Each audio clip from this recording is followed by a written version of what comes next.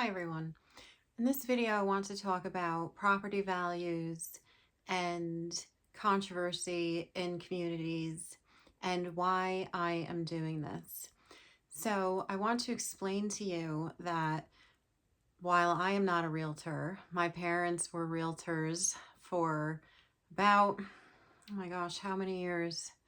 35 years maybe. My dad was originally NYPD in the Bronx. He was a transit officer, when he was a young man in his early 20s. And then he got hurt on the job and he became a realtor in a small county in New York, a little bit north of the city. And then my mom joined him. So this happened in, I want to say like the late 80s, like around 87, 88, he went into real estate. And so I grew up with two realtor parents and went to a lot of showings and listings and did all these things against my will when I was a teenager because I was stuck in the car with them. But I got to hear a lot about the highs and lows of the real estate market. And this was country bumpkins. This wasn't, high-end real estate in Manhattan or anything like that. But for many of us as homeowners, we care very much about our property values. Now, to me, my property value might not be that important unless I were going for a home equity line of credit. But we all want to, have good property values and have a good investment and an asset, but it really doesn't matter until you go to sell your home. So there are a lot of people in this community that are worried about the value of their home if they're trying to sell, with negative press and things out there about our community. And we also have a lot of realtors, a lot of realtors, a lot of real estate agencies in this small community, in this small county. And this is their livelihood. So they want to be selling homes and listing homes. So, that creates somewhat of a conflict for them because they might actually live here and be part of this community, and they might want members to have transparency, but bad news and bad press might hurt their business. So I wanted to break this down and also talk about why I'm doing what I'm doing. I've explained that so much in other videos. To me, it's just a matter of integrity and moral character to stand up for the right thing. It's always the right time to do the right thing. And I don't like for my money to be utilized to employ people that might not have the same moral compass as me and might use the benefits of their position to harm other people. Not necessarily harming them physically or, anything like that, but just the level of intimidation and threats, like, I won't get into, but what can be done with code enforcement and fines and things like that. And I've talked about letters from attorneys. So a couple of things. Real estate is up and down, just like the stock market. We had the housing crisis in 2008, and then we had the housing boom during COVID, and we have all these other pressures going on. And, to me, the real estate market has been cooling in this area, ever so much in the last year or two. And I know that there are a few people, some people that I would call my friends, that have listed their homes, and their homes have been sitting on the market. Now, again, first of all, I've bought and sold some homes, but I've also had my real estate parents for 35 or 40 years to understand cycles and whatnot. It's all like in real estate, it's location, location, location, but it's also the right price and the right timing. You have to have the right price for your house. And a lot of times what realtors will do is it's actually two things. Number one, a person might think that their home is worth more and should be listed higher than the realtor recommends. So you have that conflict. My parents talked about that all the time, where they would say a house was, should be listed at $375, and then the homeowner would say, I want $450. And so this is somebody that's basically employing you to be a service provider to them, and you want to keep your client happy. So you list the house at $450 for that homeowner, and then it sits on the market. There's nothing worse than having a home sit on the market because the more days and the more weeks and the more months that it sits on the market, it signals to home buyers that something's wrong with the home. Why is it sitting? if you underprice a home, ever just so slightly, you can create a bidding war. And I think bidding wars are actually better because then you can call all the bids in and say, give me your highest and best.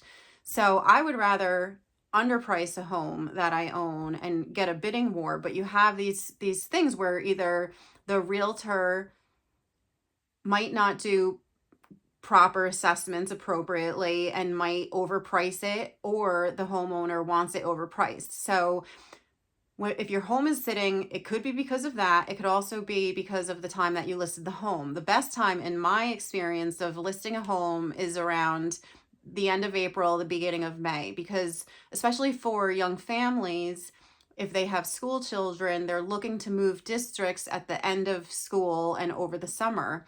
And then once the summer comes around, things get busy. Again, I'm not a real estate professional, so if you are, please comment and give me your thoughts and feedback about what you think about the market. But what I know is that the hottest point, at least in the Northeast, is listing your home. Like May 1st is what I would do, and I'd want an offer in hand by the end of May or by the end of June and have everything going, because you want to then be in your next home before the school year starts. But we've also had a natural slowing. We've had inflation in this country, and we've had people priced out of the market because of the inflated prices during COVID. And there's just so many other factors. Like you have these business corporations that are buying up homes and outcompeting first-time home buyers. I mean, we just really have a huge societal problem in our country. But with the rising, inflation and the rising cost of goods, people can't afford to buy homes. So you're seeing a slowing of the market. So I think that is one of the concerns with members here. Like it's going to affect them selling their homes, or the realtors are not going to make as much money. So this is just one factor. So talking about the issues in the community might just be one minute factor, because I'll tell you this, Hemlock Farms is a wonderful place to live.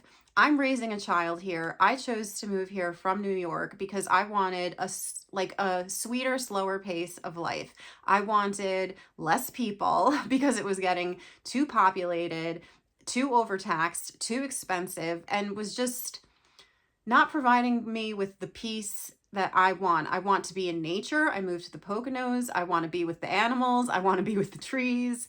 And I just wanted a slower pace of life. I want room for me and my spouse and my son to breathe.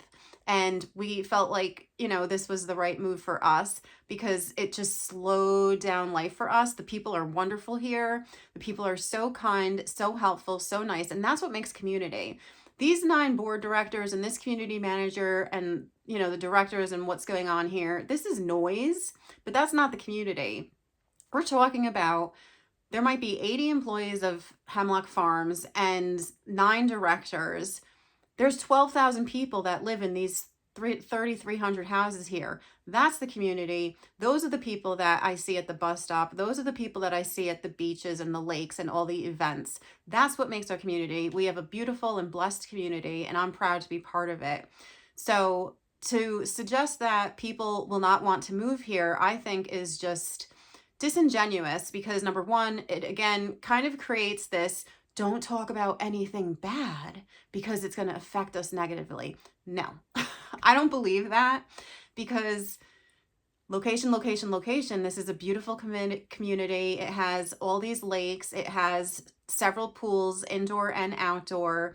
It has tennis courts. It has pickleball courts. It has basketball courts. It has a summer camp. It has a youth center. It has concerts. It has so much fishing, boating, kayaking. Like there's so many things that people can do that it's worth its value. But why I do this is because I want to believe that I live in a community and in a society where there are still good people.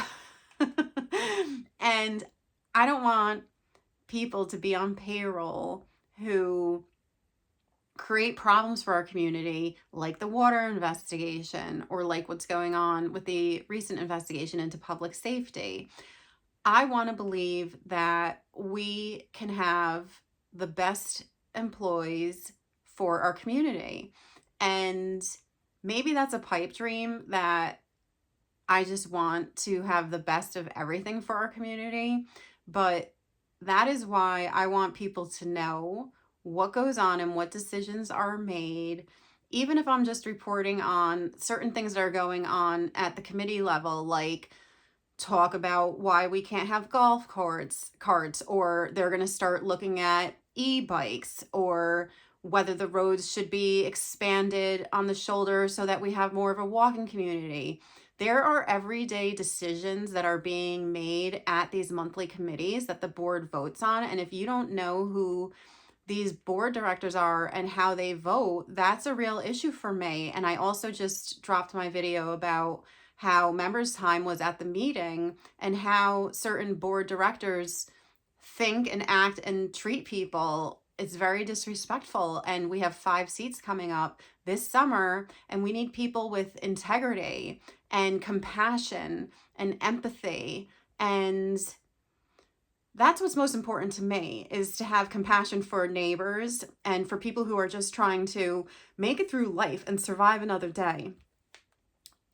I understand that these board directors are taking, their oath and their ethics, and they become basically beholden to HFCA as the corporation, but we're the people. And I do this because I'm looking out for you. And sometimes as adults, we have to have serious conversations about hard things. And I'm willing to have this serious conversation about hard things with you and for you. So I don't think that we should worry about property values. If your home is not selling rather, then maybe look at reducing the price or relisting it during a hot time. And I just think that, you know, we need to be involved, all of us, to make this community the best that it can be. So I'm going to continue reporting on things, and I hope that you'll give me your feedback in the comments or subscribe and stay informed, because I really think it's important. Because imagine if we all had the same standard that I'm trying to put out there and others are trying to put out there. If we all had that same standard, our community could be so amazing. Like, so amazing. Can you imagine a community that doesn't have investigations into the water, into the near drowning of a child, into the public safety department? Can you imagine if we didn't have those investigations? And if we had a board that actually stood up and say, hey, we want the best for our community, so we're going to have the best staff. We're going to replace the people who made us have these scandals and investigations. We're going to give you the best staff. They would be known as the best community then.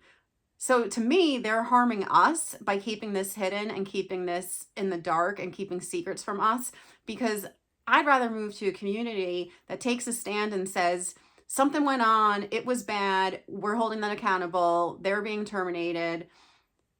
That's the community I want to live in. So that's my call on them, and that's my call on you. So if you agree, please subscribe and put it in the comments what you think. And we're in this together. So I hope this is helping.